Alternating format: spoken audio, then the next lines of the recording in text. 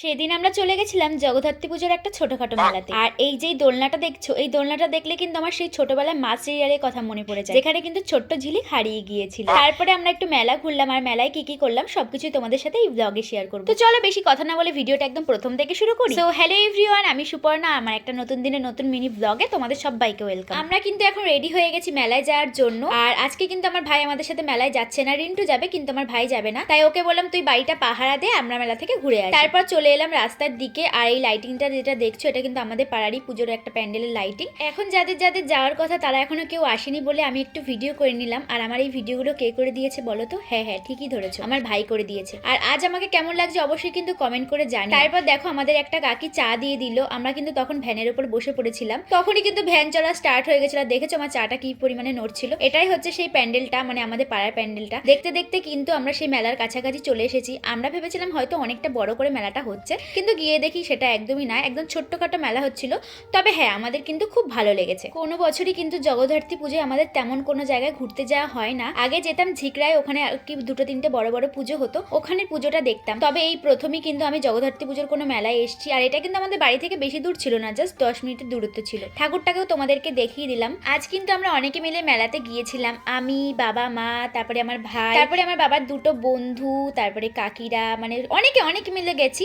তোমরা নিশ্চয়ই দেখতেই পাচ্ছ, এই যে সবাইকে এক ঝলক করে তোমাদেরকে দেখিয়ে দিলাম। এবার চলো এই ছোট্ট মেলাটা একটু ঘোরা যাক। প্রথমেই কিন্তু আমরা ফুচকা খেয়ে নিলাম, আর এই ফুচকাটা কিন্তু আমাদের একটা কাকা খাইয়েছিল। তারপরে চলে গেছিলাম আইসক্রিমের দোকানে। এখানে কিন্তু সব মানে বাচ্চাদেরকে একটা করে আইসক্রিম কিনে দেওয়া হয়েছিল। আর তারপরে কিন্তু আমার ফেভারিট ঘুগনিটা খেয়ে নিয়েছিলাম। কিন্তু সত্যি কথা বলছি গাইস, এই ঘুগনিটা কিন্তু একটু ভালো ছিল না। তবে হ্যাঁ, ফুচকাটা কিন্তু দারুণ ছিল। একবার ফুচকা খেয়ে আমার মন ভরেনি, তাই আমি আবার চলে এসেছি ফুচকা খাওয়ার জন্য। এবার তোমরা যে দুটো বাচ্চাকে দেখছো, এটা কিন্তু আমার একটা কাকার মেয়েরা। আর ওরা কিভাবে ফুচকা খাবে তোমরাই শুধু একটু দেখো। ওরা কিন্তু দুই বোন, এ পাশেরটা বড়, ওই পাশেরটা ছোট। কিন্তু ছোটটা এত পরিমাণ চালাক, ওকে দেখো ফুচকাটা খাইয়ে দিতে হচ্ছে না, আর এইটা খেতেই পারে না। ও তো পুরোপুরি 10 টাকারও মনে হয় ফুচকা খায়নি। যাই হোক, আমাদের কিন্তু এবার ফুচকা খাওয়া হয়ে গেছে। তারপর চলে এসেছি এই দোলনাগুলোর কাছে, আর ওরা এখন এই লাফানিগুলোতে উঠবে। এই লাফানিটা দেখে যে আমার কি পরিমাণ উঠতে ইচ্ছা করছিল কি আর বলবো। এখন চারিদিকেই দেখি সবাই মানে বড় হয়ে গিয়েও এই লাফানিতে উঠবে। এই দুটোকে দেখো, ছোটটা কিন্তু তরতর করে উপরে উঠে গেল, আর বড়টা একদম উঠতেই পারছে না। ও তো উঠে সে কি সুন্দর খেলা মানে শুরু করে দিয়েছে,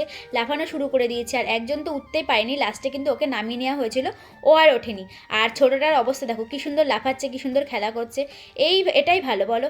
এবার আমি দেখো নিজেকে দেখি দিলাম, আর গিয়ে ওই কাকিমাটাকে বলছিলাম, কাকিমা আমি কি এখানে উঠতে পারবো?